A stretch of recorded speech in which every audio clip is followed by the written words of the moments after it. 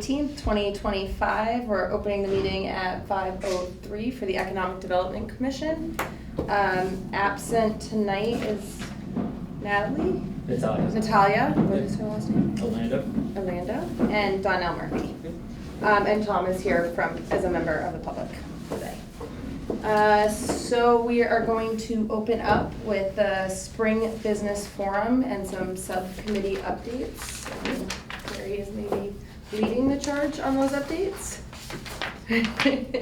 Everything's moving forward. We've got about how many signed up? 56 people down now. Is that with or without like the? That's with. That's with. So I send something up to the select board and then to town department heads that deal with the public directly. So a few of them already reached out, and so hopefully we'll get a few more. And I believe Monday is actually the deadline for at least getting the head count to the country club. This Monday? Next Monday. Next Monday, the 24th. In previous years, though, we've always kind of like rounded up a little bit just because you get people that walk in. So there's go up 5 to 10 people. That's fine. I had a few questions. I just jotted this down really quickly in terms of just some missing information I want to kind of maybe use this time to figure out. Sure. One thing that we mentioned having a marketing table or some sort of. I'm sorry, which Monday, the 24th or the 31st? 24th. So that's next Monday. Next Monday, yeah. That's 2 weeks before almost. Yeah. That's the day That's they what gave. we can just throw a number at them as far as. Right. Yeah. Okay, got it. And there's always more than enough food, Yep. I remember, so. Sure. Yeah, the number goes up and then we could round it up a little bit. Yeah, so one of the things we mentioned was having a marketing table, having some sort of an area where people can either bring flyers, business cards, Absolutely. general information. Yep. I don't know if there's anything else we want to think to kind of like highlight that spot. When I do, I'll send an email out to people that have registered, just to kind of remind them like, hey, meeting, the forum is this date, but then also to provide a little more information. Hey, we have a marketing table. If you have any flyers, general business information that you'd like to provide and hand out, we have a location for that. I think that covers it. I'm not sure. Pretty if much. there's anything else. Yeah. Yeah. I think you saw the last email I might have sent out through the chamber. Yeah. So that kind of stated that too. Okay. That's And good. then we're also going to go around and have everybody stand up and do a quick 30 seconds or something. Yeah. Do we want to do that at the beginning or? I would say after. Okay. Yeah. I'm just gonna make note of that. And I know the Register of Deeds, his assistant was like 10 minutes, that's it. So he might be looking to do a little bit more, maybe 10. What's it? Did he say what his standard presentation It's is? usually like 15 to 20, so that's why I said Okay. 10. Um, And then they're gonna have a table afterwards where people can go and check on their title right there, oh, cool. as far as history and any liens or anything like that. All right. Do we maybe want to highlight that at the beginning for them too, if people have time? Some Oh, people may have to definitely. leave early. so Yeah, they're- we'll definitely bring it up. I'm gonna throw it on one of the Okay. next marketing pieces or something. Yeah, that'd be great if we maybe even have that next to the marketing table. People can go there and so. All right, so.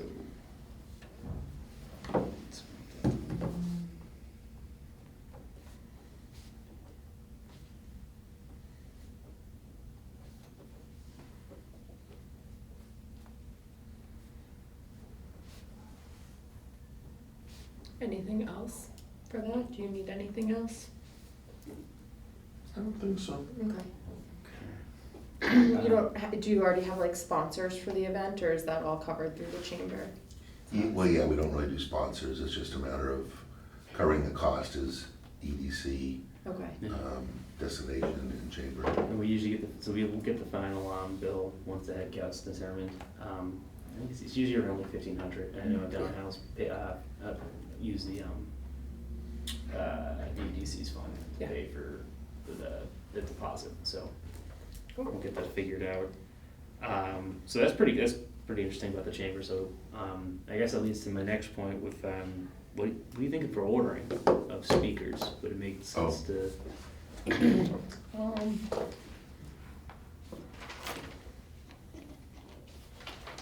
I guess guess, who's the other one? Ashley? Ava Ava? Straccia and Lisa. And I need a bio on Lisa too. I was gonna do probably like a handout, so when people come in, have an agenda, and then like a handout, just more or less just like a paragraph on the 3 guest speakers. Are you able to go on LinkedIn or something and just check it out? Oh, for who Lisa is? For the bio, yeah. Yeah. Yeah, that's just fine. go on LinkedIn. Okay.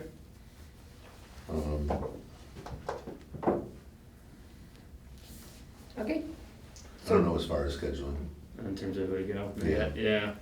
I thought maybe O'Donnell at the end, just because he might be Yeah, have more time. sure. You know. I'll send out a draft. Okay. Yeah, no. Probably roll a dice on the 3 of them and see who you wanna go first. All right. Anything else on that, or we're good? Too good. Okay. Goal setting, we can talk about, yeah, at another time. That was more just about kind of like resetting, I think. Yeah. What we talked about, kind of resetting and me understanding like what is our bigger picture goals as we start off like this new term and everything. I just wanna kinda understand how we can best contribute to expanding the economic development of Walpole. So, yeah, you brought that up and I threw that term together in terms of goal setting, just, obviously some turnover on the board. You've been here for a little while now, Brianna, and obviously Natalia joining, and then 2 other spots being open, for new members.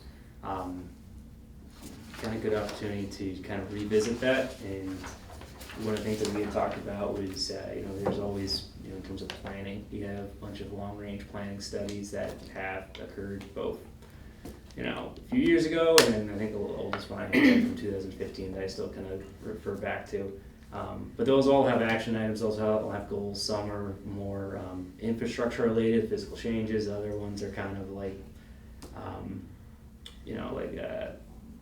how best can you provide information, getting information out to businesses, or do you want to set up a business development, website, like have more of an economic development based website that kind of lives separately from the town website. So those goals that you find on those studies, that's kind of helps form the background. There's the data that supports that it's an action you want to pursue, and then there's kind of a breakdown on how you can go about, achieving that action. So those are those long-range studies are usually kind of what you refer back to, like a master plan. Yeah. In terms of determining, all right, let's try to look into this. Like the zoning rewrite is one. The commercial industrial study that we started is also on hold a little bit. That's the other. Those all kind of live and come from ideas that were based upon the master plan. So yeah, I think that's a good idea to maybe revisit that. Yeah, and I did familiarize myself a little bit. I looked at the master plan. I'm not going to read it No, open to that's close, but I did, I just wanted to understand kind of like Walpole's greater vision so that like I can help Yeah. kind of do my part and see where like the EDC really fits in and what we can do. See here on the agenda, is that the mission statement? That's not the mission statement, is it? I think it is. It is, because Yeah. they changed it a year back or so, maybe 2 years now. Remember the selectmen changed it? This is the one I think I've seen on their website, but I haven't looked. Wasn't it changed like about 2 years back? I thought it was just the number of members. The number of members in it we changed. The mission I statement. think the mission statement's always been. Yeah. But I thought it was changed up a little bit. You thought it changed? Yeah, I remember the selectmen came back with a change to the statement or the mission, or I can follow maybe up. not the actual mission statement, but The charter, maybe, Yeah. but it was something changed. I'll follow up with them on that. Yeah. I remember we started putting that on there. Donnell mentioned it might be a good idea. That's Yeah, why I know it is a I good added idea. to it. But I thought it had changed. It was Yeah, well, right after we went through a little trial and tribulation. Not to name names. oh, And remember that time sometime last year, you came out and just gave us a report Yep. on what was going on and stuff Yeah. like that. Maybe we should have that every month. Yeah, I think Not that's, doesn't, not that you have to go through and do a new one, but just maybe some quick changes as far as where it is. no, that's a good idea. I think I started that and I kind of fell off on that. I think it'd be a good idea, at least to provide, we're just at some construction and permitting projects. Like I noticed, on Route 1, if you're coming down Route 1 south, Mm-hmm. after Walpole Mall, then you take a left, where all the Teslas are. Yeah, What road's that?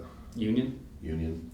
And that's where they supposedly, well, anyway, I was driving and I took a look at the left, and I saw all these houses being built back there. I was like, wow, wasn't even, Oh, yeah, Whatever no, that so that was once supposed to be a 40B project. The history of that is from 2018. Developer initially proposed building, I think it was 14 homes on a lot. So, I guess to back up a little bit. That area is zoned general residential. Under our zoning, you can have more than one principal dwelling unit on a lot. You just have to get a special permit for it. They had sought that, they didn't get that special permit, so they came back to 40B. That was, I think, at one point 40 dwellings. It was initially approved for 32, the applicant modified it.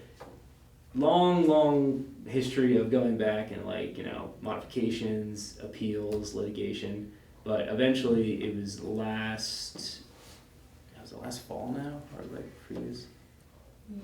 That was beginning of last year. Beginning of last year. It's essentially, it's gonna be 15 single-family homes. what was the name of that? It was Burns Ave, but Oh, it's going on. Property, okay. Yeah, it's Yeah. access is off of Brook Lane though, so the access point has changed now. So 7 Brook Lane is where the project is gonna be accessed. Excuse me. The demo of the house, and then the construction of, it's essentially gonna finish off in a cul-de-sac, so it's not gonna be a throwaway. It's just gonna, have a cul-de-sac at the end. But that's all. That's essentially going to be a private road, or work like a private road, but it's all one ownership group. So And I heard somebody talking recently that the state was going to pass something by right that you can build a second unit on your property. It's So that- passed. So tell us about that. So that is great timing because we have. Is that on here? It's not on here, but so in terms of zoning amendments, so what that was is the governor passed, it was the Affordable Homes Act back in August of last year. With that, there came with, obviously there was different grants and a bunch of other language, but she proposed changes to the state zoning law. In particular, there's a section of state zoning law that deals with protected uses. So if you think of the Dover Act, you're heard of that in terms of schools, religious institutions. So an accessory dwelling unit, which is essentially a smaller subordinate housing unit that a single family dwelling could either attach to their home as almost like an addition, or even have as a standalone structure. That language was added as a protected use, and so every town, municipality, or whatever in Massachusetts has to comply essentially with this legislation.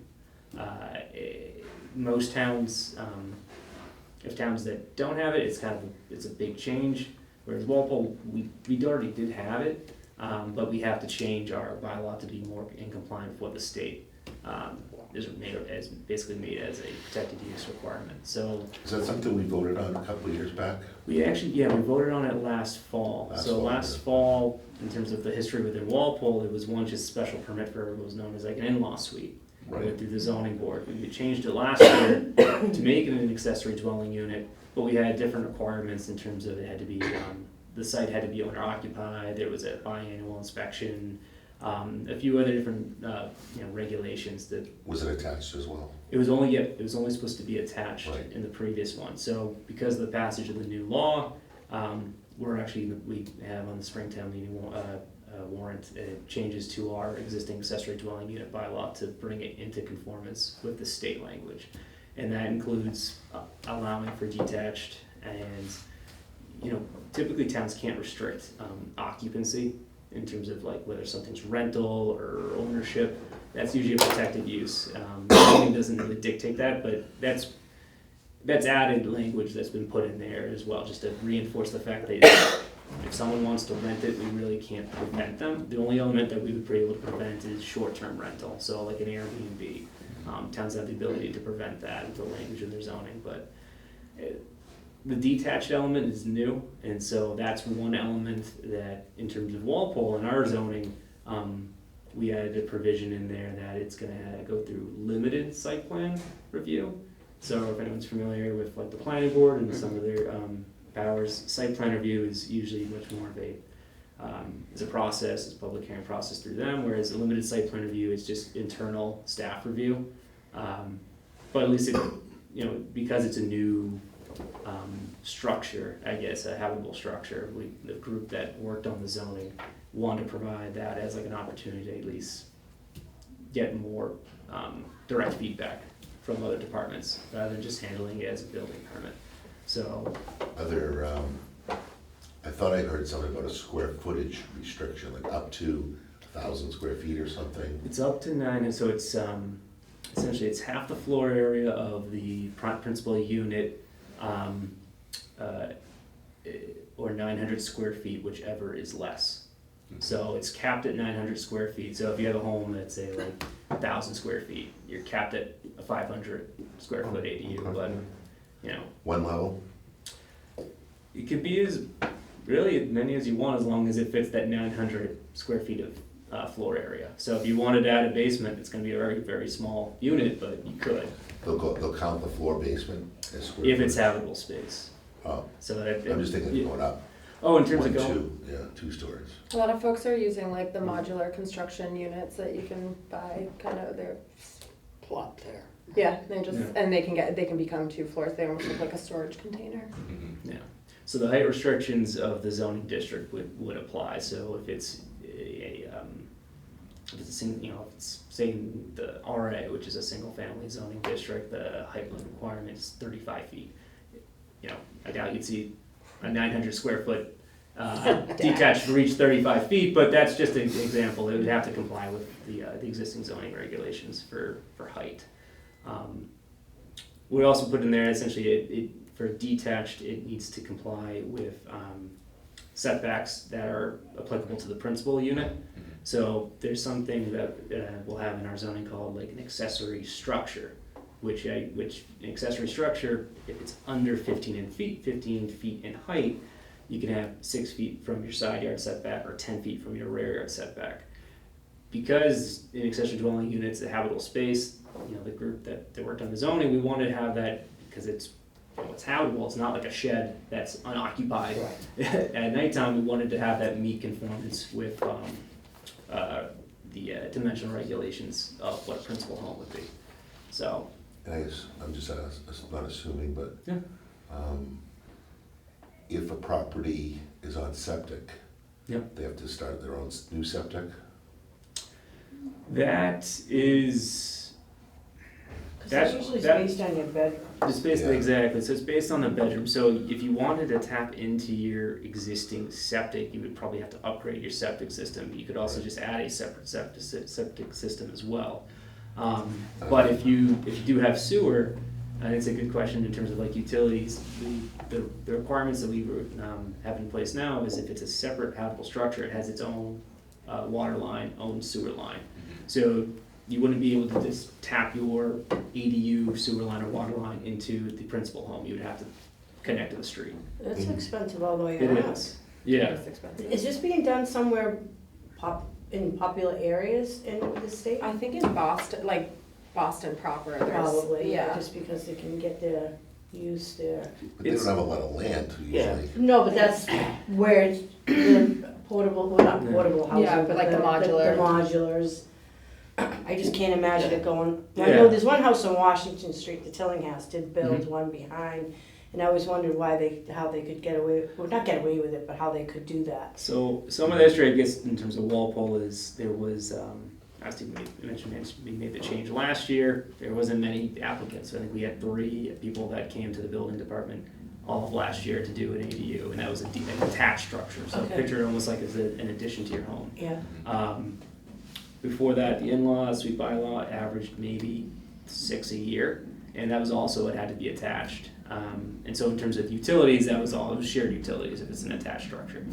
But there are definitely situations in town where there's pre-existing non-conforming ADUs where, if someone in the 80s put it on and, if you didn't find it, you didn't find it. Yeah. So there's stuff that happens like that Okay, here and there. But in terms of use within the state, it's not an entirely new concept, okay. but most towns, I would say, just, not to speak as a generality, but I would say most towns that had any sort of ADU in-law suite bylaw, there was more of a preferral to have attached rather than detached. So that's kind of a new concept for sure that, it obviously has not been here before, but, just talking to, neighboring towns and planners, that's an element that, is a little bit different, more so to kind of handle, whereas the attached, it's, it looks like your single family Yeah. home is attached as as an addition, it's not as, I guess, controversial. That's just at least some of the feedback that I've seen and heard from. So how does the detached work, relating to property taxes? Is that a separate, a brand new unit, or is It's that, treated as a fancy addition to your single family home. So it okay, doesn't have a separate tax ID, so when it Okay. goes to the building, it's not like it's a two-family now, even though it functions on the ground like a two-family, right? But because it's an accessory dwelling unit to a single-family home, it's really, there's no separate tax code for it, so Okay. it's taxed as a single family. and I believe he touched on it, but the occupancy is unrestricted, right? Because I thought at some point it was tied to a family member or Yeah. other things, but, The occupancy we can't regulate now, so that was part of the Okay. change with the state law. Prior to that, we had it as, the language we had was third degree of kinship or, mhm. any sort of relation to the principal dwelling unit owner. But now it's because it's protected, we can't enforce something like that. Is there anything tied to how many units can So be squeezed in onto your property? No, it's a good point. So what the state has had is so you can have one ADU as by right use. If towns wish to include a provision in their zoning that you can have more than one, that can be done as like a separate special permit process. So Okay. say it's like, hey, I got one ADU on my property, but I got a huge lot and I want to add another one. I can go through the process and get a special permit if my town allows it. So Walpole, we did not add that provision, so Okay. there's no possibility for a second ADU in Walpole at least.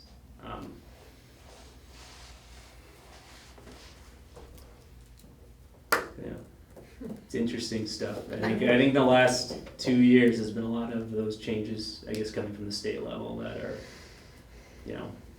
changed to the legislation, and then they usually kind of go through almost like a rules and regulation process with what is called DHCD. It's the Executive Office of Housing and Livable Communities, but essentially DHCD was its former term. That's like a state aid, a branch of state government that deals with like planning and zoning related matters. And so when the state makes a change to Mass General Law, it's some specifics, but sometimes they'll put language that, and rules and regulations may be, produced by EOHLC, which is that group. And so those regulations go into a little bit more specifics than just the language that's in state law.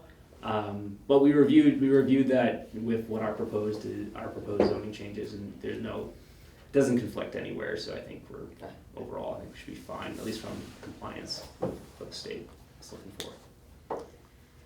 I think it's probably less costly to build one of those than get a divorce. Just move into that. I wasn't asking for that reason. To do a cost On comparison. camera. Yeah. So yeah, so I mean that's a good point in terms of I guess in the ongoing work that you mentioned earlier. And so, and in terms of that, I guess goes into what our department updates are in terms of just general business. But I think earlier we were talking about that traffic study that that the state is doing for the section of Route 1 and Route 27. I know there was a survey that was put out, I believe last month. Pretty good feedback. I'm talking to the group that's running it, which is they're the Boston Region MPO, Metropolitan Planning Organization. I think got like almost 370 respondents, which is pretty good, I think, for any type of survey.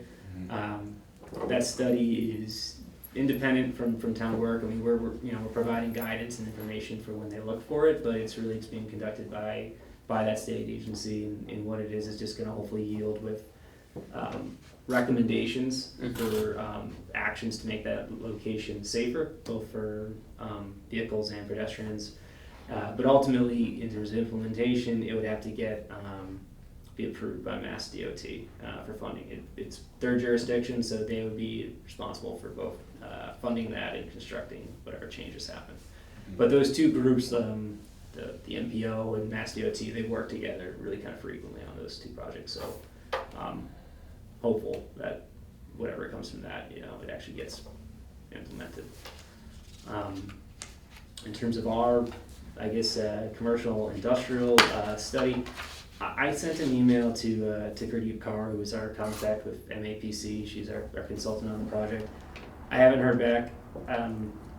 I guess to put it about, I mean, we're frustrated. I know she's frustrated too, because it's kind of an issue impacting multiple towns that applied for that supplemental funding, that grant program.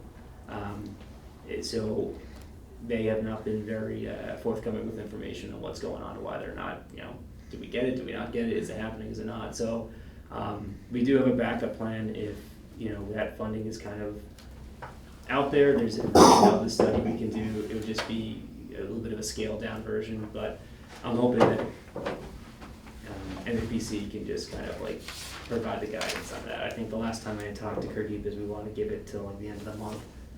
That was the last time we had communicated with the agency that's providing the supplemental funding to run the study, in terms of when to provide information to towns that apply for it. So at this point, I would almost rather, I'd like to get clarity one way or the other, but it's certainly frustrating. In terms of I guess I would say loosely tied to commercial and or tied to economic development. There's two different pathway projects that I've been working on. One of which was County mentioned for the Metacomet Greenway. It's it'd be multimodal rail trail taking place from what would be the new ball fields off of 1A, utilizing an old rail bed and connecting to the Rice Field complex, which is in Rentham. That would be fantastic. Yeah, it's pretty cool because I've never been part of something like that, and being, we have a very small portion that's actually going to be part of it, but hey, we're one of the terminuses, so we're one of the locations where people will be able to access the trail. So it's pretty interesting. The towns of Norfolk, Rentham, and obviously Walpole, we were funded through that MPO, that group, for design and engineering work. It's a $1.5 million pilot program where essentially go through the process, hiring an outside firm to conduct the engineering, and hopefully once that is completed and design engineering is at 100%, you would throw that on what's called the TIP. It's the Traffic Improvement Program, and so it's a long range project. I mean, realistically, I had a meeting between the towns of Norfolk and Rentham, and met with them yesterday. In terms of completing just the design and engineering work, probably a few years out. And then in terms of like getting the funding, you got to go through the process and then constructing it. It's a long range project for sure, but it's certainly optimistic, the fact that the state is already investing that sort of resources for doing the engineering. There's hopefully a good chance that they'll fund it and be able to construct it.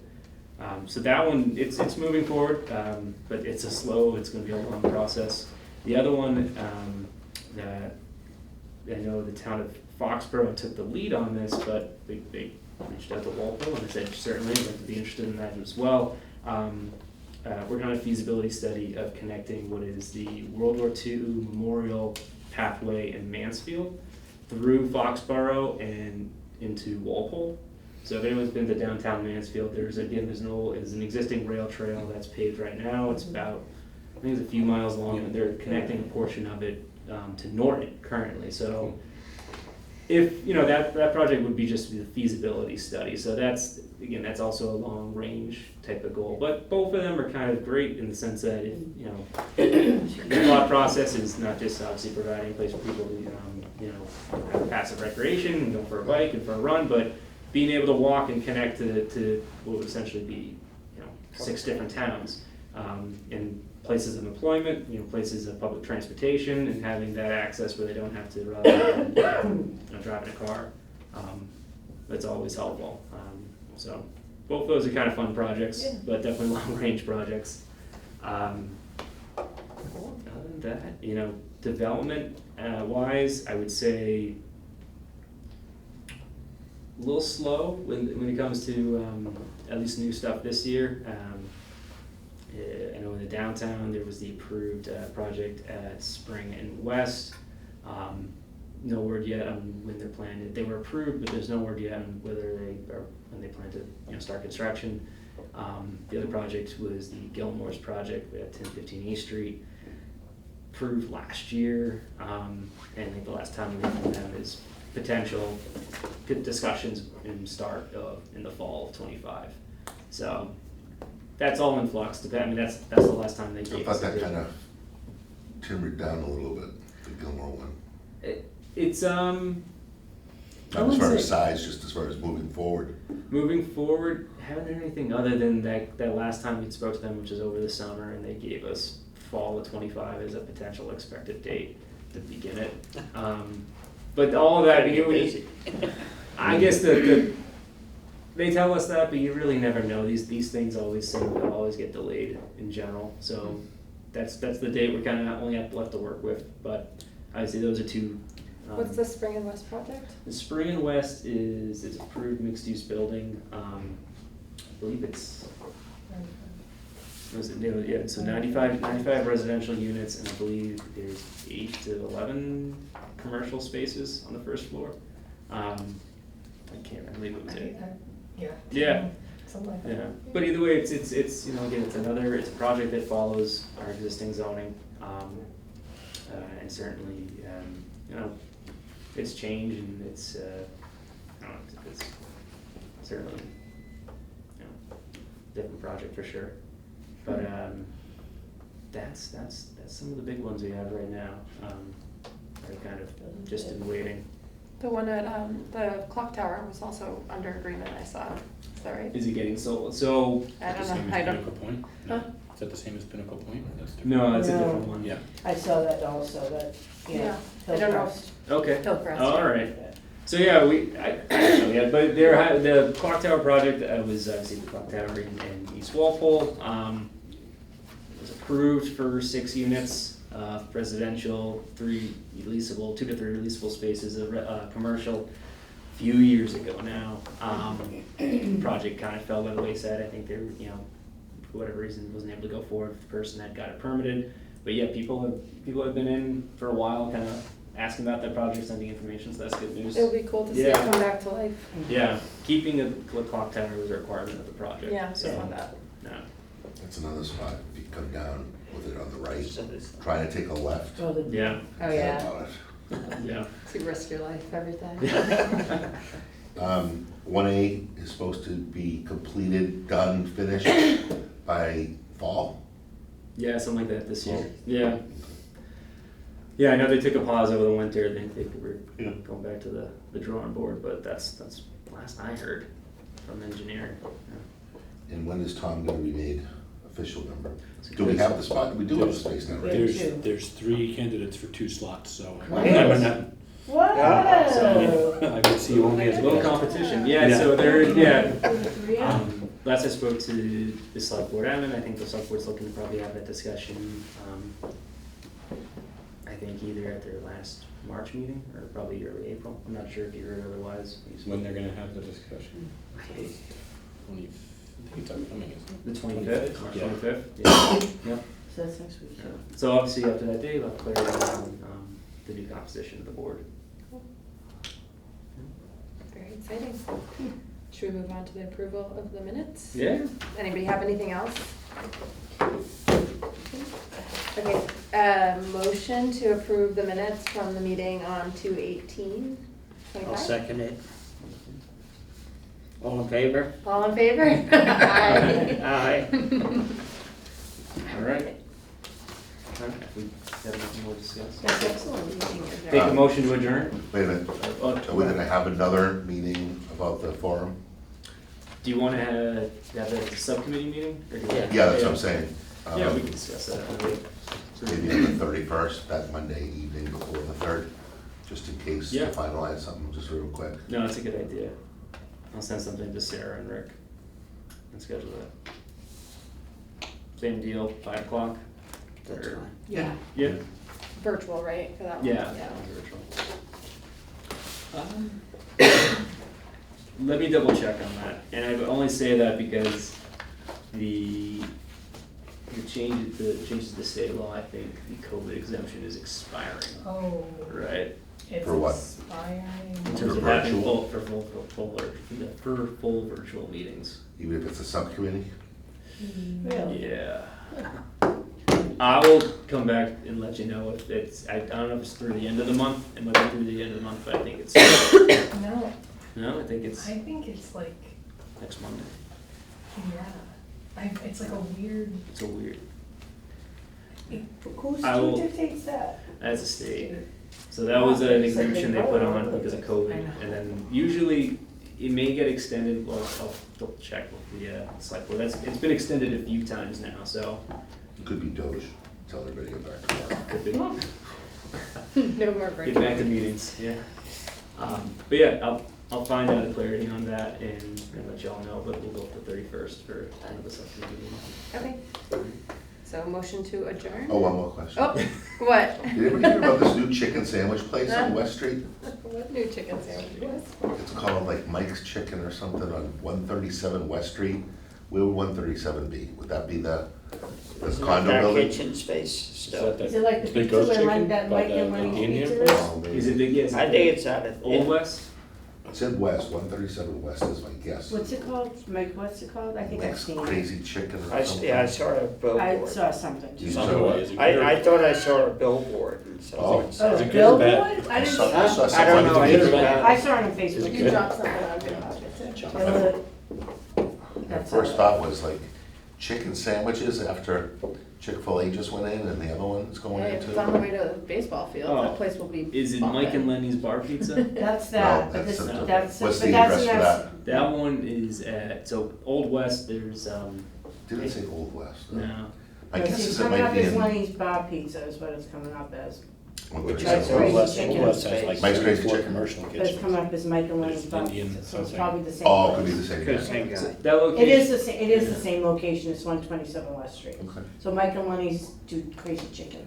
And didn't I see a new like, I wanna say olive Oh yeah, I don't know what they're doing. something? Right in Whipple Center, that olive sandwich, right Yeah, next to Harney Dance. No, next to the suburban the real estate. wellness, the Ivy Mhm. place. Yeah, There's an olive, I know. And they've been doing work in there. is it a bakery? Cause I know there's one that, It's called olives, oh God, I could buy it every single day, olive something. And I'm watching them, I'm thinking, what are you, I don't know what they're doing. so I They're like know, moving stuff in and out and, I know in that area there's a bakery, but they do It said they do sandwiches. wholesale. But if they're opening a sandwiches, I'll go talk to Jim. That's the first I've heard. but it's, yeah, so, but there's nothing there, it's just like, it's almost like they're using it for storage. Huh.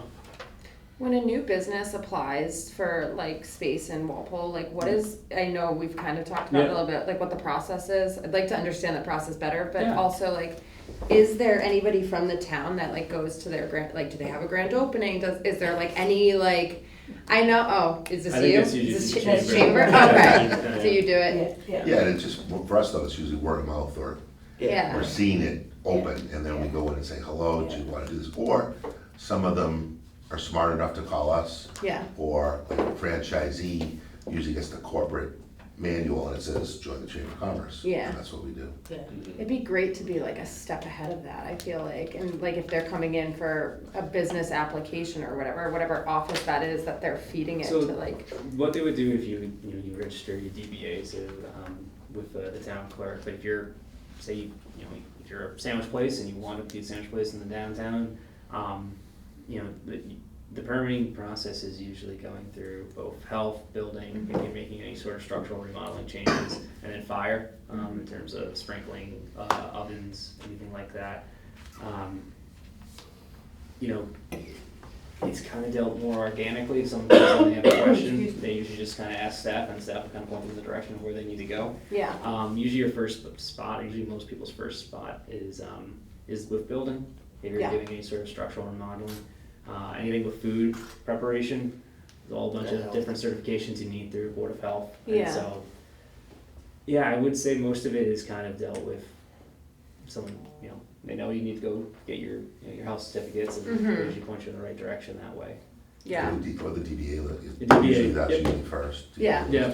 Right. And do they have an option? Like, is there any like documentation that's like, hey, welcome to Walpole, like here, call the Welcome chamber? package. Yeah, we have a welcome, Business? yeah. I'm sorry. But they have to reach out, they have to know to reach out to you, but is the clerk giving them that information, I guess, is the, No, maybe? it was updated though, it's somewhat buyer friendly, I guess. But there should be a little bit more of that, Yeah. like, you've opened a business, now what? Yeah. Something like that. I think something which is not a great location, but we have something about like basic permitting within Yeah. Walpole. We have that on, so the town has online permitting, so when you go to the town webpage, there's an icon for permitting, and you go there, and that's where that document lives. It's not great, probably could be better highlighted, and I think we have something for starting a business as well. I'm not business, starting, opening a restaurant or dealing Right, with food. right. I'll double check. Yeah, I just think Yeah. about how like it's so closely tied to like expanding the tax base, and like how can you make it super easy and like enjoyable for small businesses to like open up new shops here so that we can, And enjoyable, yeah. it's tough. It is tough, right? So like try and make it Welcoming. like, yeah, welcoming, exciting. Yeah. It is tough, and it's probably Enjoyable. scary for a lot of folks that Yeah. are doing it for the first time. So like, how can you make it easy and Okay, that's a better word. yeah, easy. Easier. How about the place behind Conrad's, you got the hair salon, we were waiting forever for that other Ice cream business. place. Was it gonna be an ice Yeah. cream place? I Yeah. would love an That's ice cream. also on hold based upon the owner, and the long story short is that one, I think there was a disagreement in terms of what terms of permitting is needed.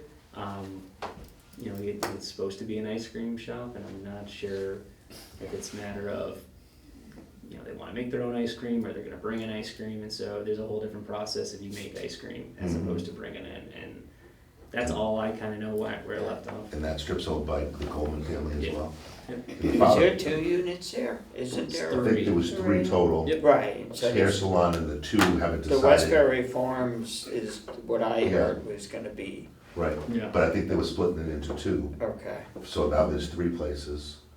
But I think the ice cream place was gonna take the two originally. Okay. Well, they went in and they got it all ready to go and then they stopped. Yeah. Hmm. They That was have a few parquet years floor. ago. Yeah, no, I don't even know if that ship's sailing anymore, I don't know. Yeah, that's kind of where I heard it. I mean, like it's the interior has been all remodeled. It seems to be based upon a disagreement and I guess what type of product they're going to serve. Right. So, and the father passed, I heard. Yeah, So now the son's running it, or who's? I believe so. Okay. Yeah, That's what I heard. And then, I heard the Patriot, not the Patriot, what was it? Cedar House. Cedar House. That Cedar House, closed, and I heard ice cream place there now. I heard breakfast. Oh, that's what I Breakfast. heard, maybe I heard breakfast. Breakfast, the guys. yeah. And they're gonna be able to expand the parking a little bit, I heard too. Well, That's a major problem. That was in the back, there's a Yeah. back lot there. So that It's tight. that site was approved for expansion. It got it's a non-conforming lot, so essentially it's zoned residential, but that lot has always been in use as a business use for forever. So they had to get a permit through the through the zoning board, basically for an extension of a pre-existing non-conforming use. And that has to do with both construction of the building as well as a non-conforming site. So that being the parking, they wanted to expand the parking. They were approved about, I'd say 2 years, everything feels like 2 years ago, but they were approved not too long ago. And that's where it stands. So I believe if they want to go forward with any changes, they may have to go through site plan review with the planning board, because it would be the construction of anything you do that's like more than 6 parking spaces, it triggers full site plan review. So I think that's where they would need to go from there.